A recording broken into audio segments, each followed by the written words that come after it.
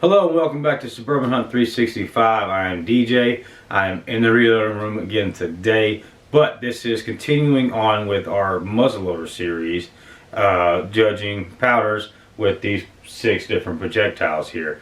So far we've done the 777 100 grain challenge, 150 grain challenge.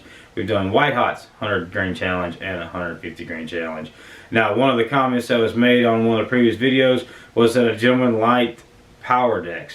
Actually really preferred the Pyrodex over the others. So I originally was not planning on doing this particular powder because in my opinion and my experience these pretty much are the same as 777s.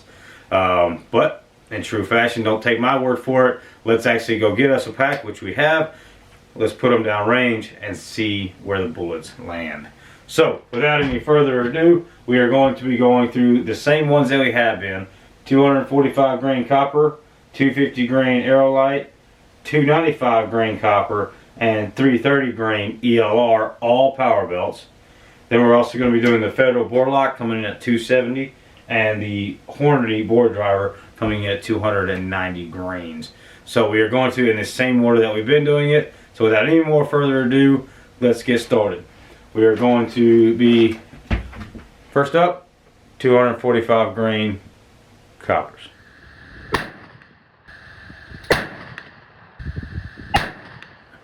Alright, 245's not starting out strong, not really starting off terrible neither. That particular group came in at 3 inches. So, kind of what I've come to expect out of pellets at the 100 grain level. So, let's go ahead, move on to 250 grain aerolites.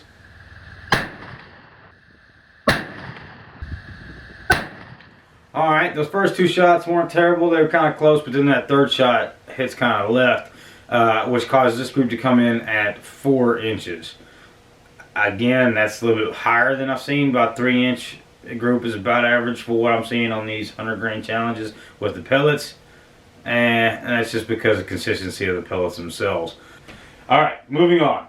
295 grain power belt coppers. See how they do?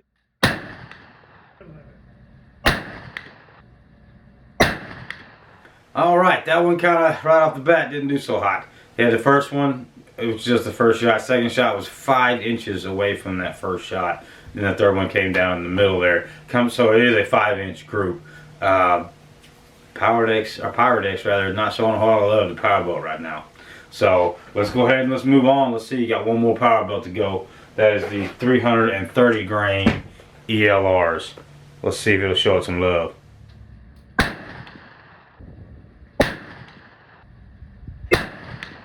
Alright, not too terrible on that one. That was pretty good. It's a fairly decent group. That came in at 2.5 inches. Again, we're at 100 yards. So, not too shabby, not too shabby. Definitely seems to like the heavier projectiles, even though the 295 didn't really do so hot. But, let's get away from the power belts, and let's see if Pyrodex does any better with the Federals. So, next up, Federal bore lock, 270 grains.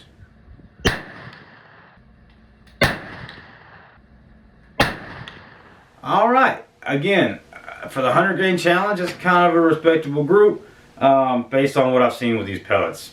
You know, that group come in at 2 3/8 of an inch. So just barely over what the ELRs came in at the 2.5 inch. I mean, it was right there on top of it. But, like I said, 100 yards, 2.5 inches for the pellets.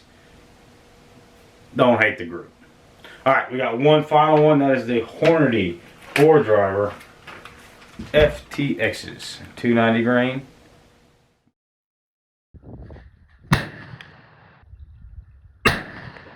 Alright, as you saw, you guys didn't actually see that first round hit the paper. That was my fault for not hitting the record button. I did realize it after I shot and started recording, so you're able to see those other 2 shots.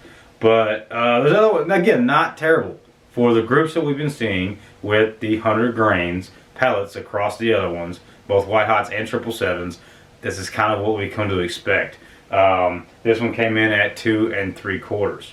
Okay, so The Federal and the Hornadies seem to be doing okay. The ELRs are the only power belt that really gave us a group that was worth really dealing with. So if you're running the Pyrodex, you know, maybe stick with the Federals or the Hornadies for your accuracy.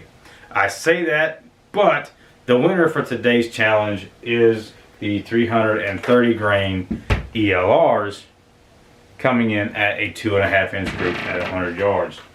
So as we work our way through these powders, I'm sticking with the projectiles because I'm trying to keep a base of what 6 projectiles we're using and how those particular powders do, both at 100 grains and 150 grains. So the next video that we're going to be putting out is going to be the Pyrodex 150 grain challenge, and we're going to see how it works out with these 6 projectiles. Is it going to continue this trend where with the white hots and with the 777s, the 150 grain gave us better, more consistent groups? And I was thinking about that the other day. Is that because it's burning powder through the entire barrel and it's not burning all of the powder, so it's more consistent because the amount of powder versus the distance of the barrel is the same, so the burn rate would be the same? I'm not sure. Not 100% sure, but I do know that so far 150 grains has been more consistent as far as the size of the groups goes. But anyway, guys, if you stuck with me this long, I really do appreciate you. We are going to continue with this series. I just got my chronograph in today, so we're going to finish up with the 150 grain because that's what we've been doing, 100 and 150 grain. So we are going to run the 150 grain test with the Pyrodex. Then it is on to the Fire Stars like I promised. I've not seen a whole lot of videos out here on YouTube with the Fire Stars and actually digging into what they're capable of doing. So you're going to kind of get a small little mini series from us about just the Fire Stars, because I want to see how the velocities work out. I want to see a whole lot of things. But stick with us. Do us a favor. Hit that like button. Hit that subscribe button. And hit that notification bell so you get notified next time we drop one of these. And again, from Suburban Hunt 365, I'm DJ. We'll catch you on the next one.